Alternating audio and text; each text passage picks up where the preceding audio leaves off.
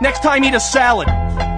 Religion and politics often make some people lose all perspective and give way to ranting and raving and carrying on like emotional children. They either refuse to discuss it with reason or else they prefer argumentum ad hominem, which is a hell of a way to conduct a discussion. Well, anyhow, not long ago, I was talking about the elections and how the campaigns were ignoring the issues and sticking instead to invective and personal crap that had nothing to do with the substantive problems of running a government, which is all true, as you know, if you followed the speeches and so-called debates of the candidates. Anyhow, one of the guys I was talking with said not a word in the whole conversation except at the end when he suddenly chuckled and said we were all full of shit and why didn't we go live in Russia or China if that was the way we all hated the United States of America. Next thing you know, the whole blooming discussion was more like a brawl and the epithets flew thick and fast and the noise was incredible. Someone said son of a bitch and I think he said bastard. I couldn't be sure. It was also confusing. Well, anyhow, I was attempting to get it all back on a rational level. I tried, for example, to talk to the one who had started it all and I asked him just what did he mean we were all full of shit. Was he making a statement of fact as he knew it and where was his documentation to back up his claim? I think Socrates would have been proud of the way I refuted his argument. That is, I tried to refute it, but all he could offer by way of rebuttal was more of the same about how we were all full of shit, but he wouldn't say why. He just kept on repeating it, that and the part about Russia and China and communist dupes, and I'll have to confess that I got a bit angry and told him to stuff his ideas at this, which you don't have to tell me is hardly a way to convince anyone in an argument. Then he got salty and threatened to give me a punch in the mouth if I didn't shut up, and I really got hot, and the others did too, and we all beat the shit out of Mr. Conservative, and after all, he had only himself to be blamed. This is still a free country, and anyone telling a fellow like me, brother, you're full of shit, better be good and ready to answer politely when asked if he's scared to say what.